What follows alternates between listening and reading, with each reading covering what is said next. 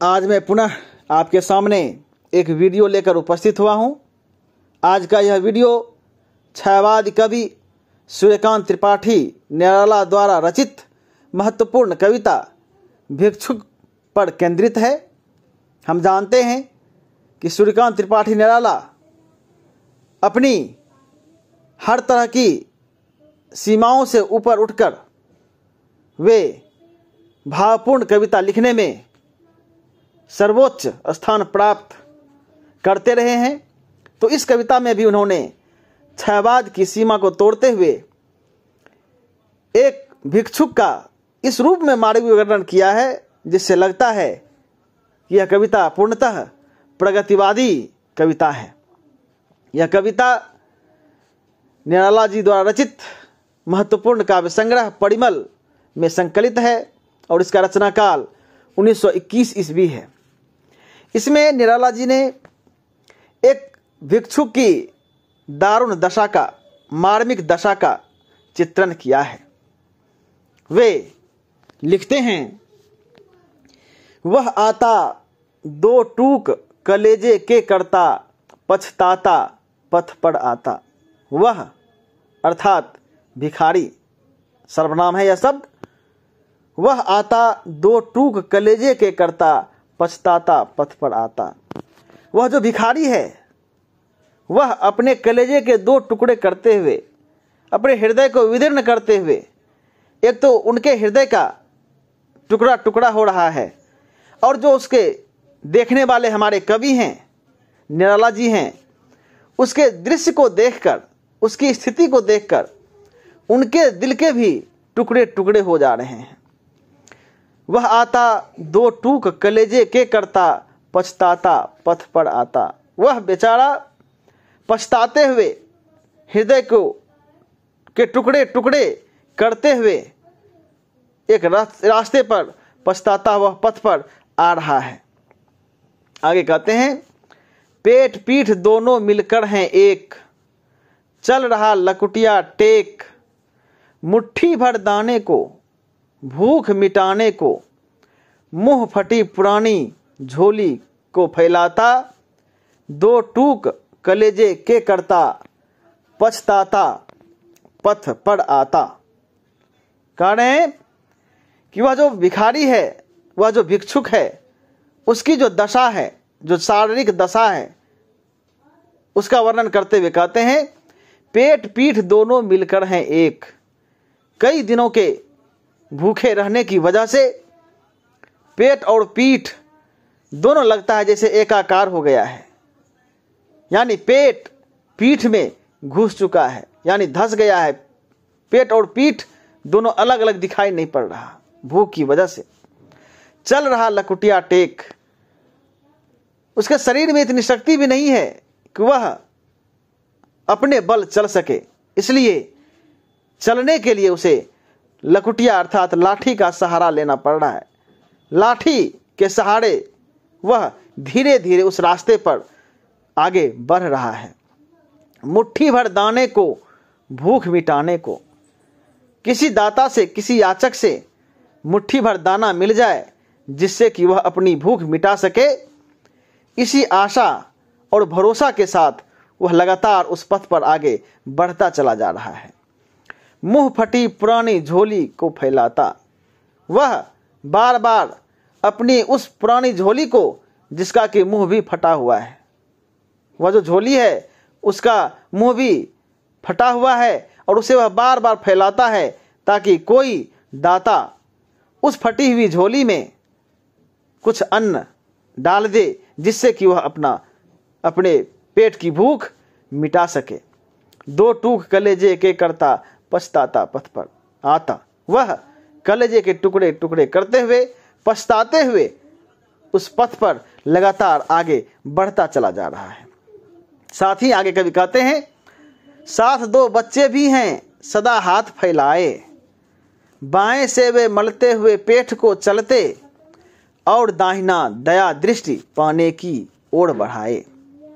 कवि कह रहे हैं कि भिखारी अकेले नहीं है, साथ में दो बच्चे भी हैं जो हर समय अपना हाथ फैलाए हुए हैं याचक की भूमिका में है।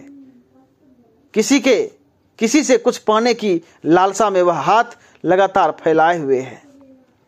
बाएं से वे मलते हुए पेट को चलते और बाएं हाथ से अपने पेट को वह मल रहा है, यानी इशारा करना चाह रहा है कि मैं भूखा हूं। पेट को वह मल रहा है और दाहिना दया दृष्टि पाने की ओर बढ़ाए और दाहिना हाथ लगातार वह आगे की ओर बढ़ाए हुआ है याचक की भूमिका में, ताकि किसी दाता की दया दृष्टि उस पर बरसे और उससे कुछ प्राप्त हो जाए। इसलिए वह लगातार एक हाथ से बाएं हाथ से अपने पेट को मल रहा है और दायां हाथ लगातार दया दृष्टि प्राप्त करने के लिए, दाता से कुछ प्राप्त करने के लिए लगातार आगे बढ़ाए हुआ है। भूख से सुख ओठ जब जाते, दाता भाग्य विधाता से क्या पाते।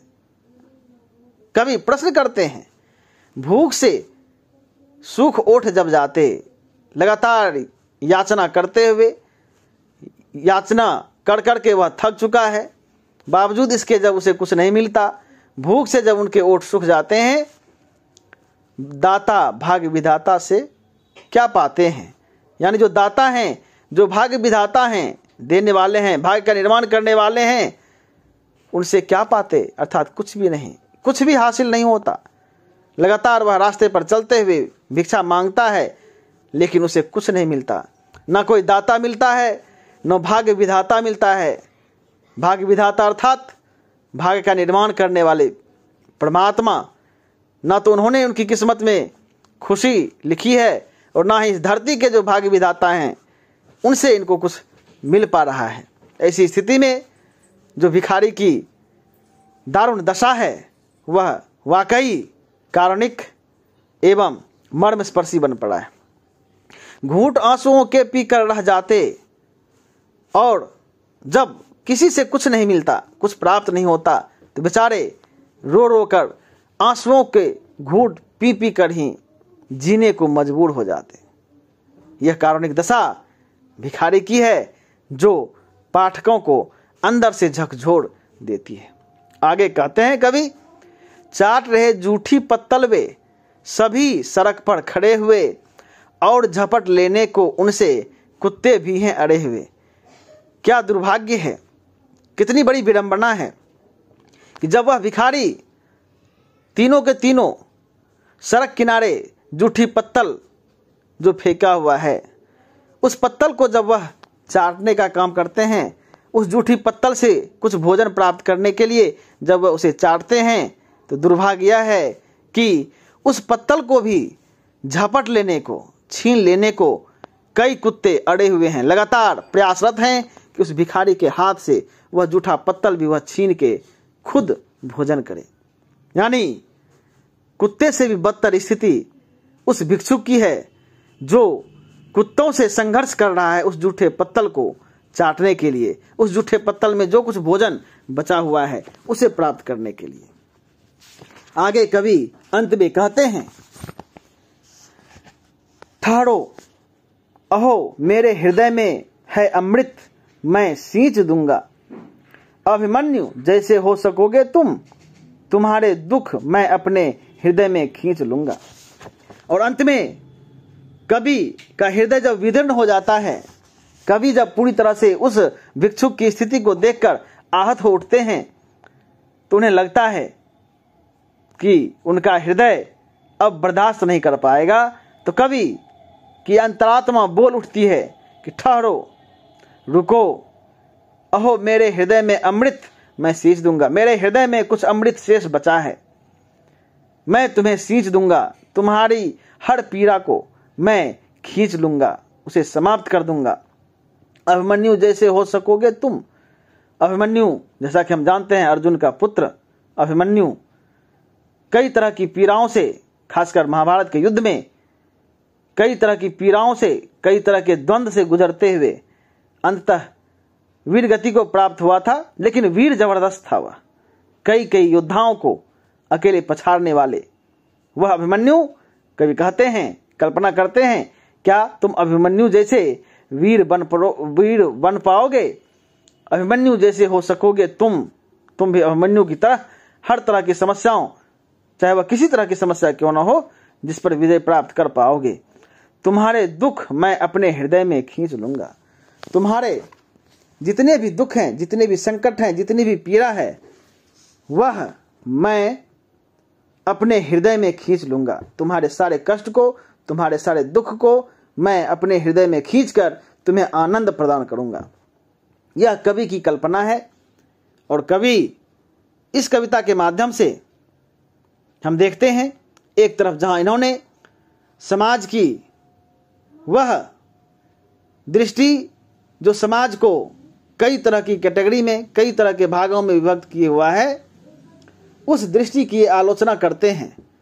जो वर्ग भेद है, जो आर्थिक दृष्टि से अलग अलग स्तर के जो हमारे समाज में रहने वाले लोग हैं, उसमें सबसे जो नीचे तबके का व्यक्ति है, जिसे हम भिक्षुक कहते हैं, भिखारी कहते हैं, याचक कहते हैं, तो उसकी जो दारुण दशा है उसको उन्होंने इस कविता के माध्यम से प्रस्तुत करने का प्रयास किया है। इनकी प्रस्तुति इतनी सरल सहज शब्दावली में हुई है कि यह कविता अनायास ही पाठकों को अपनी ओर आकर्षित करने में पूर्णतः सक्षम है। अंत में इन्होंने जो अपने दिल की बात कही है, जिस तरह से उस भिखारी, उस भिक्षुक की हर तरह की पीड़ा को अपने हृदय में खींचने की बात की है, वह वाकई हम सभी के लिए प्रेरणा के स्रोत हैं।